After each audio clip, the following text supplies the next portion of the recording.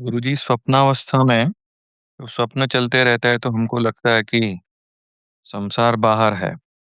लेकिन जैसे ही जागते हैं तो ये अनुभव होता है कि मेरे अंदर चल रहा था। तो ये जागृत अवस्था में भी ऐसा ही है। अभी तो हमको सब कुछ बाहर ही चल रहा है जैसा लग रहा है, लेकिन कभी-कभी सूक्ष्म प्रकंपन अंदर होते रहते हैं। लेकिन हमको अभी अनुभव नहीं हो रहा कि ये भी हमारे अंदर है।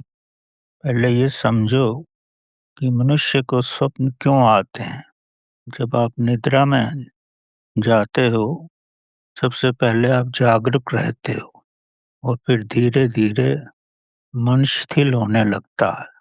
जैसे ही मन शिथिल होता है, तब मन के भीतर की जो भी संस्करण हैं, आपके सम्मुख आने लगते हैं, क्योंकि मन अब बँधा हुआ नहीं है, आप जागरूक नहीं हो।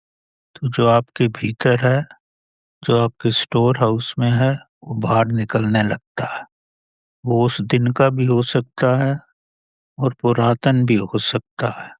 ये सब कुछ नियम से नहीं होता, क्योंकि जब रस्सियाँ खुल गई हैं, जो भी भाव तीव्र होता है, उसी का स्वप्न आता है, उसी तरफ वृत्ति लगती है। स्वप्न में आप होते हो, चेतना उसको अनुभव करती है, आपको सब स्पष्ट ही लगता है, जैसे आप उसके साथ हो। ये भी एक माया का रूप है।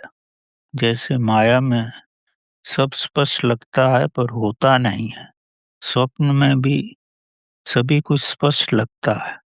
आपको लगता है सब वास्तविक है और जब स्वप्न टूटता है, तब आपको आभास होता है वहाँ तो कुछ था ही नहीं। इसी तरह जब संसार में आप हो, जो कुछ भी आपकी चेतना की गहराई में है, जैसी भी आपकी वृत्तियाँ हैं, आपके सम्मुख वैसा ही संसार होगा। यह आप जीवन में स्वयं भी अनुभव कर सकते हो। जैसा आप सोचते हो, जैसे व्यक्तियों के साथ रहना चाहते हो, तो संसार में आपकी जागरूक अवस्था में वही सब किसी न किसी रूप में प्रकट होता है। क्योंकि आपके भीतर चेतना है और ये संसार भी, ब्रह्मांड भी चैतन्य का रूप है। तो जो कुछ आपको भीतर से आभास होता है, उसी का प्रतिबिंब आपको बाहर भी वैसा ही प्रतीत होता है। आपको लगता है ये वास्तविक है, पर होता वही है जो आपके भीतर चलता रहता है, क्योंकि बाहर भी परमात्मा और आत्मा का ही रूप है और आपके भीतर भी वही है। ये अनुभव तभी आपको होगा जब आप प्रतिदिन ध्यान की गहरी अवस्था में जाओगे। तब आपको एहसास होगा जो मेरे भीतर चल रहा है वही बाहर है।